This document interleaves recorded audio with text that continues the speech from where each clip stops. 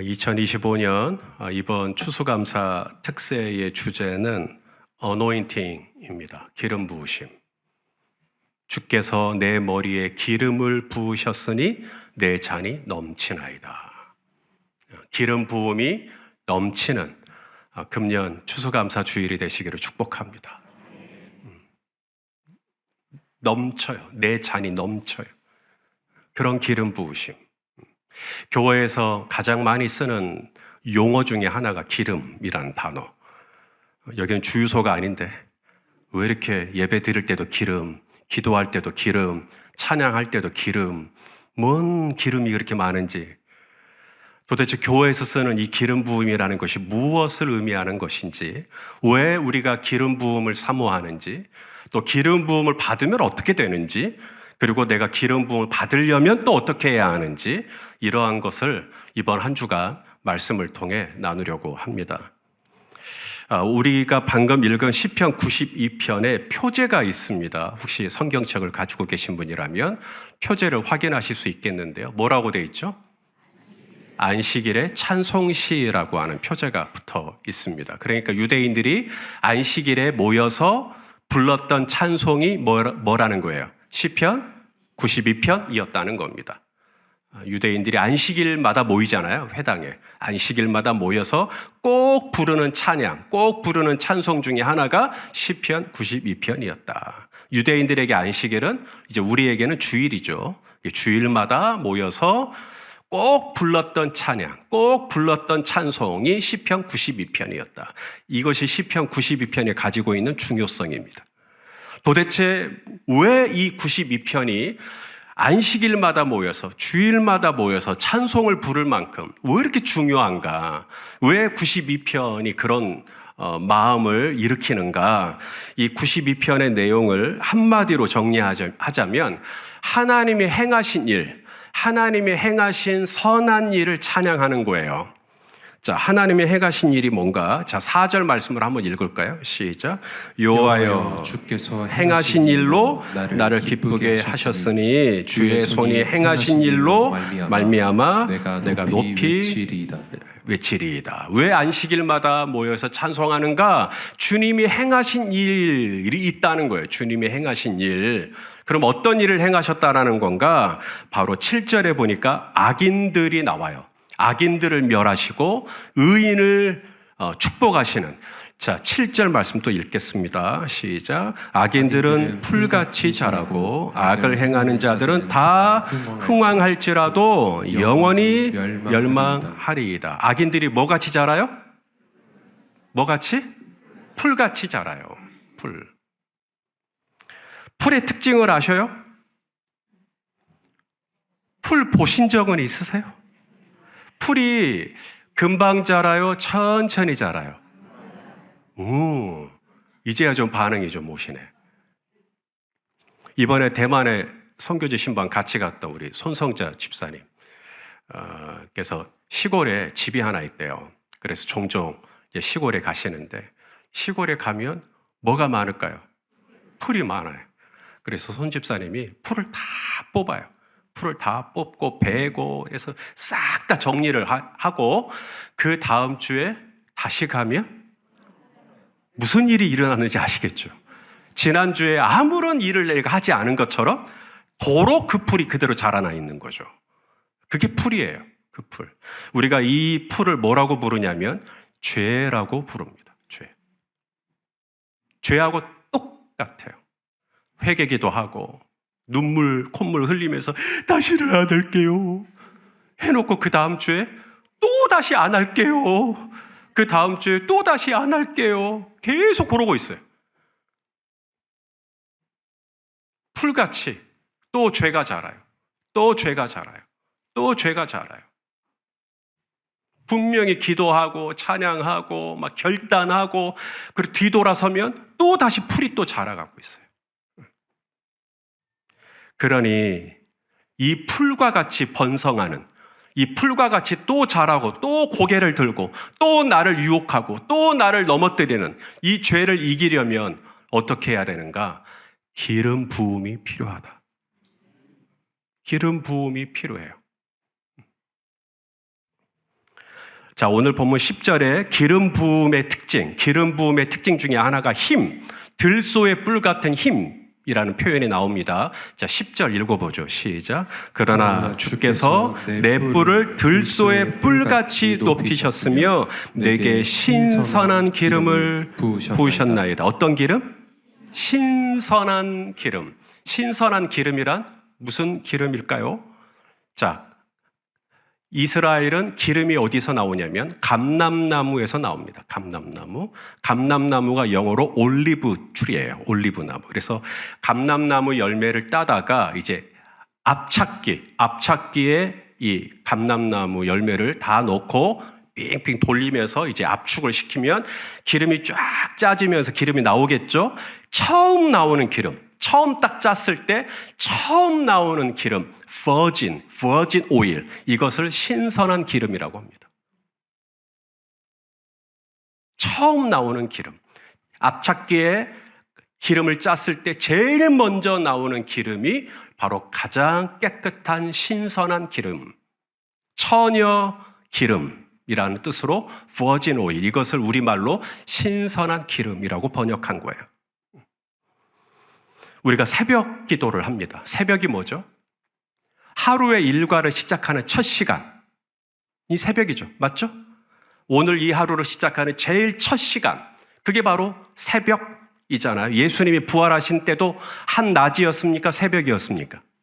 새벽이었죠. 홍해가 갈라진 것은 꼭두 저녁이었습니까? 아니면 새벽이었습니까? 여리고성이 무너진 것은 낮이었습니까? 새벽이었습니까? 전부 다 새벽이에요. 왜? 새벽은 신선한 기름. 이제 막 나온, 이제 처음 시작하는 시간. 그래서 성경에 새벽에 따라서 합시다. 새벽에 하나님이 도우시리로다. 자, 읽어보죠. 시편 46편 5절입니다. 시작. 하나님이 그 성 중에 계심에 성이 흔들리지 아니할 것이라. 새벽에 하나님이 도우시리로다. 맨날 새벽에 일어나기 힘든데, 힘들죠. 하지만 우리가 부인할 수 없는 건 새벽은 이날 하루를 시작하는 가장 신선한 시간. 그래서 우리가 그 새벽에 나와서 신선한 기름을 사모하는 거죠. 하나님, 저에게 신선한 기름을 부어주시면, 그 다음 뭐라고 말씀하시죠? 들소의 뿔과 같은 힘을 주여 저에게 주실 줄로 믿습니다. 이 들소의 뿔. 여기서 이 들소가 레엠이라고 하는 히브리어인데, 이게 우리가 알고 있는 황소는 들소하고 다르죠. 들소는 야생소란 얘기거든요. 사람이 통제할 수 없는, 사람이 제어할 수 없는, 그게 들소잖아요. 아마 버팔로를 상상하시면 제일 좋겠는데, 사실 이 성서학자들은 이 램이라는 이 들소가 버팔로보다 더 큰, 지금은 멸종된 오록스라고 하는 소가 있어요. 오록스라고 하는 전설 속에 나오는 소라고도 말하고, 이 중동 지역에 실제 있었던 소라고도 말하는데, 이 오록스라고 하는 이 들소, 이 들소는 어깨 높이가 사람보다 더 높아요. 약 2m 정도 된다고 하니까요. 어마어마한 큰 소입니다. 이 소를 누가 제어하겠어요? 이 소를 누가 끌겠어요? 이 소는 어느 누구도 손을 댈 수 없는 소.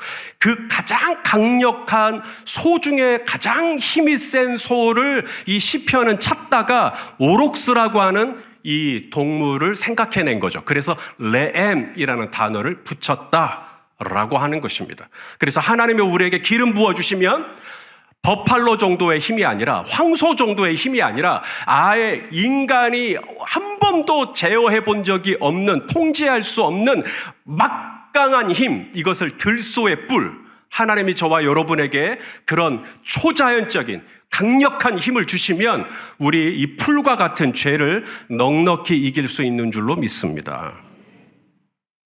자, 그런데 여기서 한 가지 꼭 짚고 넘어가야 할 부분이 있습니다. 하나님께서 우리에게 기름을 부어주시는 이유, 그것이 우리를 들소의 뿔처럼 이 오록스, 아우로크스, 이 황소와 같은 힘을 주시는 이유가 내가 너한테 이렇게 들소의 뿔과 같은 힘을 줄 테니까 그 힘을 가지고 죄하고 막 싸워가지고 그 힘을 가지고 죄를 이기고 죄에 넘어가지 말고 죄를 극복하고 죄를 잘라내고 죄를 끊어내고 라고 우리가 이제 이해하려고 하는데 그게 아니라는 것입니다. 하나님께서 우리에게 들소의 뿔과 같은 힘을 주시는 이유는 우리로 하여금 우리가 직접 죄와 싸워서 이기라고 들소의 뿔 같은 힘을 주시는 게 아니라는 겁니다. 뭔 말인지. 하나님께서 우리에게 기름 부어주시면 들소의 뿔과 같은 힘이 생기는데 그 힘으로 죄와 싸워서 이겨서 극복하라고 주신 힘이 아니고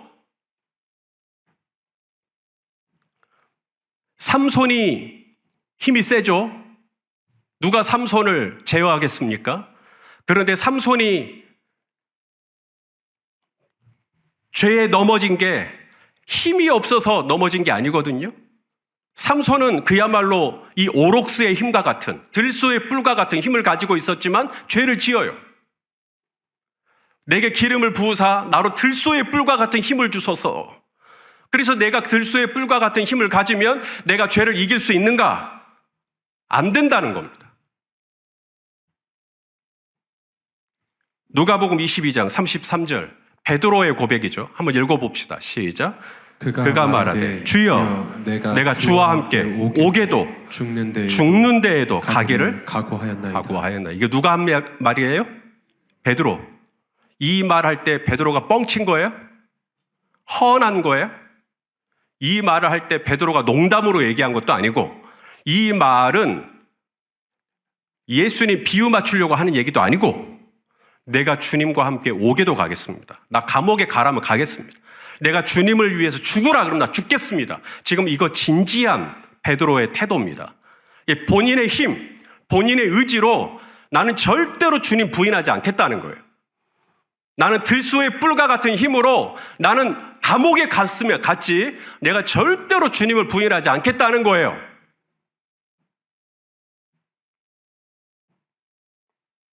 하지만 예수님은 붙잡혔고 불과 몇 시간도 지나지 않아 베드로가 가야바 대제사장의 뜰에서 보여준 모습을 기억하실 것입니다. 너도 갈릴리 사람이지? 아니라 난 네가 하는 말 무슨 말인지 하나도 모르겠다. 그러면 내가 저 나사렛 예수라는 사람하고 같이 있는 거 내가 봤는데 친구야 자네가 나를 언제 봤다고 그러는가? 난 지금 자네가 하는 말 하나도 모르겠네.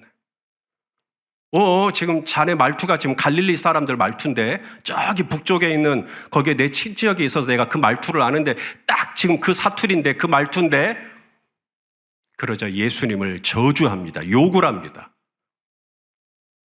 그러면서 난 모른다.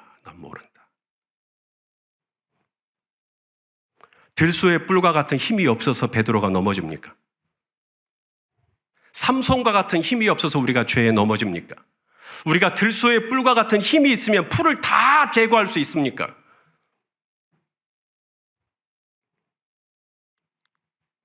한 번은 밤늦은 시간에 전화가 왔어요. 되게 밤늦은 시간에 전화가 오면 안 받고 싶어요. 좋은 내용보다는 안 좋은 내용이 많으니까. 근데 전화를 받았어요. 경찰서였대요. 경찰서에서 전화가 왔습니다. 저희 성도님 중에 한 분이 알코올을 드시고 시비가 붙어서 싸우신 거예요. 그래서 경찰서에 갔고 보호자 데려오는 거예요. 지금 고주망태가 돼 있으니까 보호자 데려. 그러면 와이프 부를 것이지 어째 보호자를 저로 부르셨어? 우리 교회 목사님. 그래서 제가 갔어요. 사건의 전말을 다 듣고 제가 이제 경찰 아저씨한테 원래 이러신 분이 아닌데 오늘 좀 그랬다고 제가 사정을 하고 선처를 부탁하고 그래서 그분을 잘 달래드리고 집으로 돌려보냈어요. 집에 와서 다시 옷을 갈아입고 침대에 딱 누웠는데 문자가 또 왔어요. 목사님, 내 평생 목사님 말씀이라면 이제 목사님 말씀에 순종하고 목사님께 잘하겠습니다. 그분 어디 있을까요? 여기 있으면 제가 이런 얘기를 안 하죠. 내가 주와 함께 오게도 가고 내가 죽는데도 가겠습니다라고 했지만 그 들소의 뿔과 같은 힘은 너도 갈릴리 사람이지 이 한 방에 확 넘어가 버립니다. 너도 교회 다니지? 너 집사 아니요? 확 넘어가 버립니다. 그러므로 죄는 내가 들소의 뿔보다 더 강력한 힘이 있어야 죄를 이기는 게 아닙니다. 주님이 이번에 기름 부으심, 우리에게 머리에 기름을 부으시는데 그 기름을 부으시는 이유는 내가 너를 들소의 뿔과 같은 힘을 줄 테니까 그 힘으로 네가 죄랑 잘 싸워봐 라는 뜻으로 기름을 부으시는 게 아니라는 겁니다. 그러면 왜 내게 기름을 부으시고 그럼 들소의 뿔과 같은 힘을 주시는 이유는 뭐냐면 들소의 뿔과 같은 힘을 가지고 예수님 바라보라는 뜻입니다.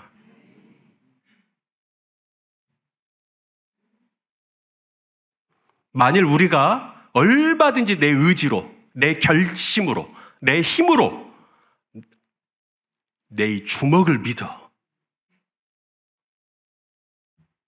내 의지로 얼마든지 우리가 죄와 싸워 이길 수 있다면 하나님의 아들 예수님이 이 땅에 오실 이유가 없죠.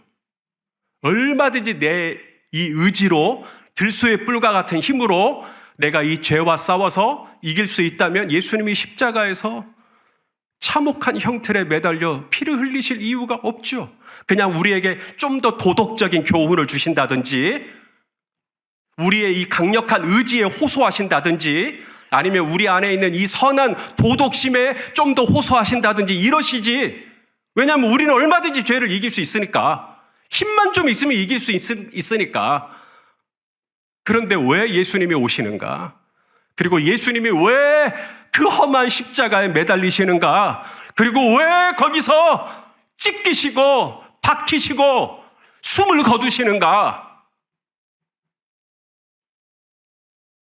그것은 예수님이 죄를 지어서 예수님이 지은 죄 때문에 예수님이 십자가 형틀에 매달리신 게 아니라 예수님은 죄가 없으시지만 예수님이 죄인이 되셔서 십자가에 매달린 것은 바로 저와 여러분의 죄는 내가 지었는데 하나님이 내 모든 죄를 당신의 하나밖에 없는 독생자 예수 그리스도에게 전가시킨 거예요. 저 손목사의 죄를, 우리 문혁 장로님의 죄를 하나님이 당신의 독생자 예수 그리스도에게 다 전가시킨 거예요. 그래서 예수님이 죄의 값은 사망이시기 때문에 당신은 죄를 지은 적이 없지만 우리는 죄를 많이 지었기 때문에 우리 모두의 죄, 세상 모든 죄를 지고 가는 하나님의 어린 양이로다. 그래서 우리의 모든 죄를 예수님이 십자가에서 감당하시고 죄값이 사망이니까 십자가에서 숨을 거두심으로 그 모든 죄값을 완불해 주신 것입니다.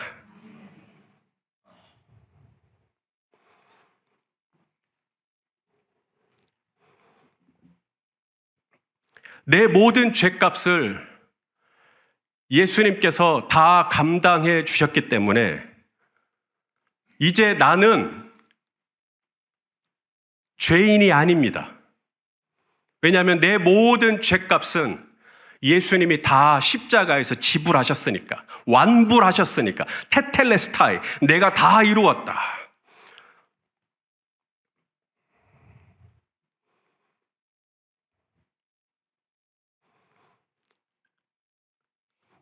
세상은 말합니다. 근력을 강화하셔야겠네요. 코어를 키우셔야 되겠습니다.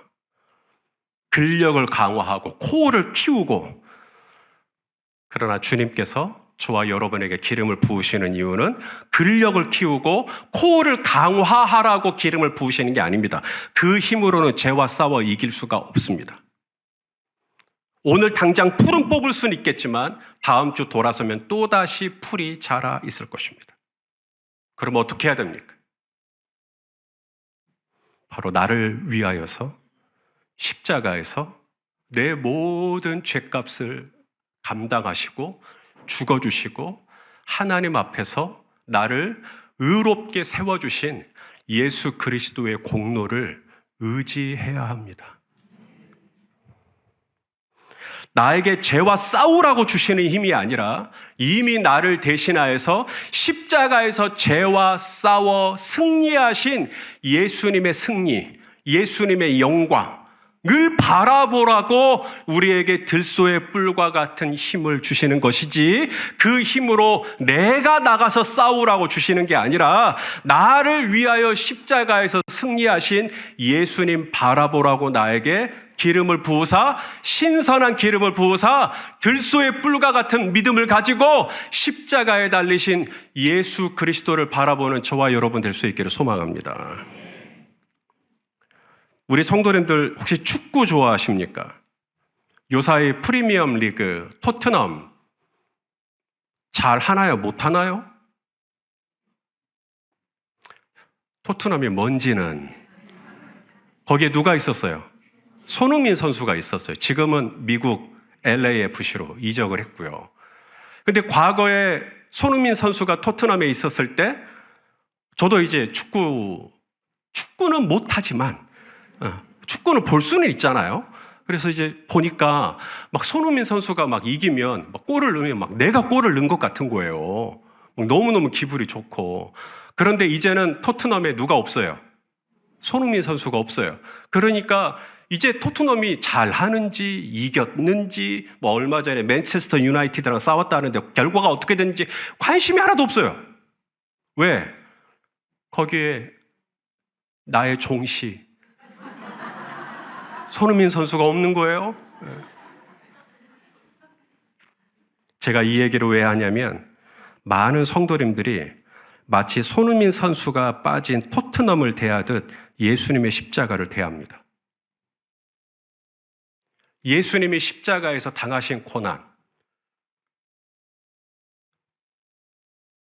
나를 위한 고난, 예수님이 십자가에서 당하신 배신, 예수님이 십자가에서 당하신 조롱, 다 나를 위한 조롱, 모욕, 수치, 배반, 아픔, 상처, 능욕, 그게 다 나를 위한 건데, 예수님이 십자가에서 찔리셨기 때문에 내 허물이 용서받았고, 예수님이 상하셨기 때문에 내 죄악이 용서받을 수 있었고, 예수님이 징계를 받으심으로 내가 평화를 얻을 수 있었고, 예수님이 채찍을 맞으셨기 때문에 내가 나음을 입을 수 있게 된 거죠. 예수님의 승리는 나의 승리입니다. 예수님은 십자가에서 내려오심으로 승리하신 게 아니라 예수님은 십자가에서 죽으시기까지 순종하심으로 죄와 싸워 이기셨습니다. 나는 죄를 이기지 못했으나 예수님은 이기셨습니다. 나는 축구를 잘하지 못하지만 손흥민 선수가 이기면 내가 이긴 것처럼 되는 것처럼, 예수님이 십자가에서 이기신 것은 예수님이 나를 위하여 이기셨기 때문에 예수님의 승리가 내 승리, 예수님의 능력이 내 능력, 예수님의 영광이 내 영광, 예수님의 기쁨이 내 기쁨, 예수님의 자유가 내 자유, 예수님의 치유가 내 치유가 되는 것이에요. 제 아무리 잡초와 같이, 하루살이 풀과 같이 또 죄가 고개를 들고, 또 죄가 그 계단 콘크리트 계단 그 틈바구니 사이에 이 풀이 자라는 걸 보십시오. 어떻게 이 깡깡한 시멘트를 뚫고 그 풀이 자라는지. 그게 죄란 말이죠, 죄. 이 죄를 내가 들소의 뿔과 같은 힘이 있다고 이 죄를 이기는 게 아니라, 오직 십자가에서 죄의 권세를 하나님 아버지의 뜻에 전적으로 순종하시면서 이기신 예수님을 바라볼 때 예수님의 승리가 나의 승리가 되는 것을 믿으실 수 있기를 바랍니다. 우리 중에 기름 부으심 필요하지 않은 분 계실까요? 이번 한 주간 기름 부으심을 위해서 기도할 건데요. 저는 필요 없어요. 저는 괜찮아요. 아마 아무도 없으실 겁니다.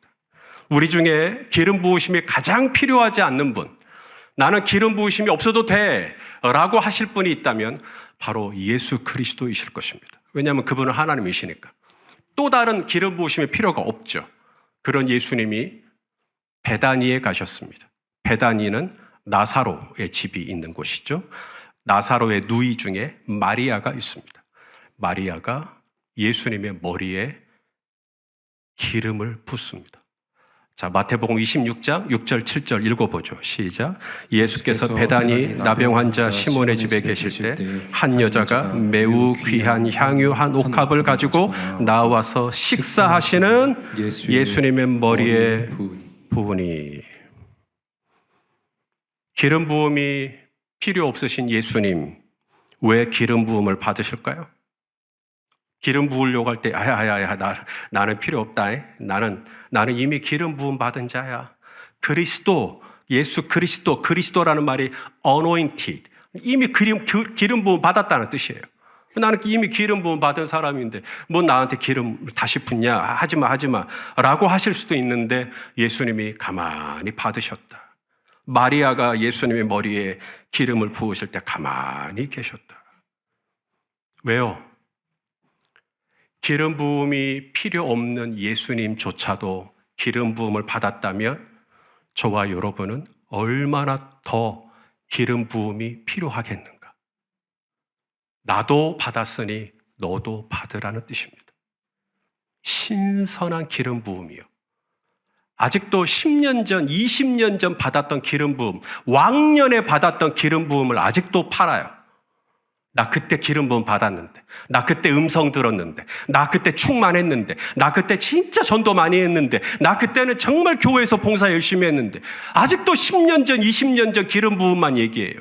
주님은 이번 추수감사절에 우리 성도님들에게 신선한 기름을 부어주시기를 원하십니다. 다시 새롭게 그 신선한 기름이 우리에게 부어지면 우리의 눈이 열리고 우리의 귀가 열리고 우리의 삶이 열리고 우리 하나님께서 모든 공효의 문을 여시는 놀라운 은혜가 시작될 줄로 믿습니다. 주여 내 머리에 기름 부어 주시옵소서. 주여 내 머리에 기름 부어 주시옵소서. 그래서 우리에게 이 신선한 기름 부음을 받는 이번 한 주간 되시기를 축원합니다. 이래도 새벽에 안 나오실랍니까? 농담이니까요. 요즘 독감이 굉장히 유행이고 우리 성도님들 자녀들도 굉장히 많이 아프고 그래서 무리해서 새벽에 나오시지는 마시고 다만 현장에 나오셔서 기도하실 분들은 현장에 나오시고 또 온라인으로 참여하실 분들은 온라인으로 참여하시고 또 그것도 저것도 여의치 않으시면 출퇴근할 때 유튜브로 이미 설교 말씀이 올라오니까 또 그거 들으시면서 또 하나님 앞에 기도하시면 되지요. 이번 한 주간 어디에 있든지 무엇을 하든지 성령님 저희 열린 배들의 공동체 위에 신선한 기름을 부어 주시옵소서. 기도하시겠습니다. 하나님 2025년 추수감사 주일을 맞아 저희 공동체에게 내가 너희에게 기름을 붓기를 원한다라고 말씀하여 주셔서 감사합니다. 주여 기름 부음을 사모합니다. 예전에 받았지만 또 받기를 사모합니다. 또 새롭게 부어지기를 사모합니다. 주여 다른 사람도 기름 부음 받아야겠지만 나도 아니 내가 누구보다 먼저 기름 부음 받아야 되겠사오니 주여 내 머리에 기름 부어 주시옵소서. 예수님의 이름으로 기도합니다. 아멘.